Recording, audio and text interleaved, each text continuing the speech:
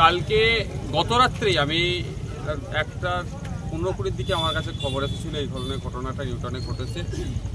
তখন থেকে আমাদের যারা নেতৃত্বরা আছে তাদের সাথে যোগাযোগ করি এবং আমাদের রায়নুরকে যেহেতু এখানকার একটা দেখে পাটটা অনেকটা দেখে যোগাযোগ করি যেটা কি ঘটনা কি দেখলাম। সত্যি মর্মান্তিক ঘটনা। আজকে মানুষজন নিরাপত্তাহীনতায় ভুগছে। কলকাতা শহরের মতো একটা শহরে যেভাবে এই ধরনের গুলিতে মানুষকে মেরে দিচ্ছে, খুন করছে, এটা কোনোভাবেই মেনে নেওয়া যায় না। আমরা চাই প্রত্যেকের নিরাপত্তা বলয়ের মধ্যে থাকুক। আজকে পুলিশ ডে, আজকের দিনে দাঁড়িয়ে যদি আমি বলি পুলিশের ব্যর্থতা সত্যি খুব খারাপ লাগছে। পুলিশে যে পরিমাণ ম্যান পাওয়ার থাকা দরকার সেই পরিমাণ নয়, ফলে নিরাপত্তাতে গাফিলতি হচ্ছে। আজকে পরিবারের কাছে এসেছি, পরিবারের সাথে কথা বলেছি। পরিবারের মিতার যিনি মারা গিয়েছেন তার পিতার সাথেও কথা বলেছি, তিনিও শারীরিকভাবে অসুস্থ। জাস্ট এই পরিবারটা একটা সুন্দরভাবে খুশিয়ে উঠছে, আর্থিকভাবে আস্তে আস্তে স্বাবলম্বী হচ্ছে। ব্যবসায়িক কারণে যতটুকু শুনতে পেলাম খুন হতে হলো, এটা কোনোভাবেই মেনে নেওয়া যায় না। আমরা তো আর মৃতকে ফিরে দিতে পারবো না। আমাদের সর্বোচ্চ দিয়ে আমরা চাইব যে বা যারা এর সাথে যুক্ত, এই কনস্পিরেন্সির সাথে যুক্ত, এই হত্যাকাণ্ডের সাথে যুক্ত, প্রত্যেককে শাস্তি পাক এবং আশা করব প্রশাসনের কাছে কোনোরকমভাবে ম্যানিপুলেট না করে যারা এর সাথে ইনভলভ, একে খুন করেছে তাদেরকে চিহ্নিত করে সর্বোচ্চ শাস্তির ব্যবস্থা করুন। এটাও বলে গিয়েছি আজকে। আমি একজন জনপ্রতিনিধি হিসাবে তাদেরকে আশ্বস্ত করেছি আমার একটা নৈতিক কর্তব্য দায়িত্ব আছে।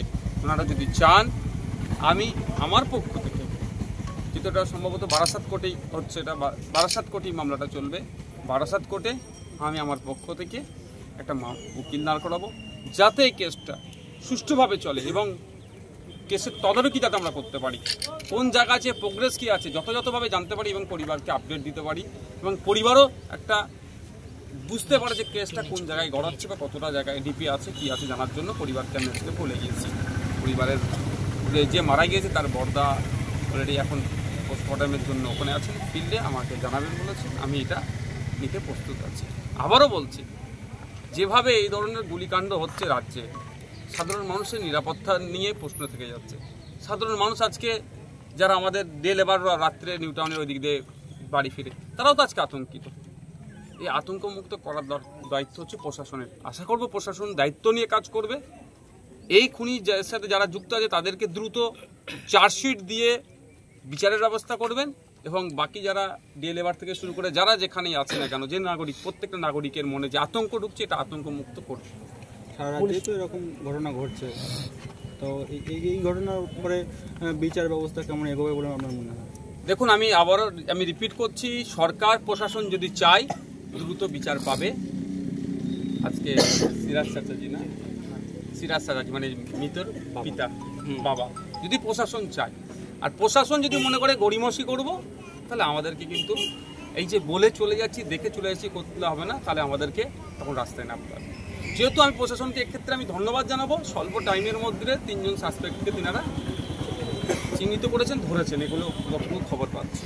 যদি এই তড়িঘড়ি হিসাবে প্রশাসন কাজ করে তাহলে আমাদেরকে রাস্তায় নামতে হবে না, আমাদেরকে প্রশাসনের বিরুদ্ধে কোনো মন্তব্য করতে হবে না। আর যদি মনে করি প্রশাসন গাফিলতি করছে, আর 5টা কেসের মতো এটাকে ধামাচাপা দেওয়ার চেষ্টা হচ্ছে, তাহলে আমি একজন বিধায়ক হিসাবে বলছি, ভাঙড়ের মানুষের সুখ-দুঃখের পাশে থাকার দায়িত্ব আমার, কর্তব্য মনে করে ভাঙড়ের মানুষের সাথে যদি অবহেলা হয় আমি চুপ করে বসে থাকতে পারবো না। আমি আমার আইনি লড়াইয়ে যাব, আলাদাভাবে পুলিশি অ্যাকশন নিয়ে আইনি লড়াইয়ে যাব এবং সাথে সাথে আমি আপনার ভাঙড়ের মবকে নিয়ে রাস্তায় নামতে বাধ্য হব।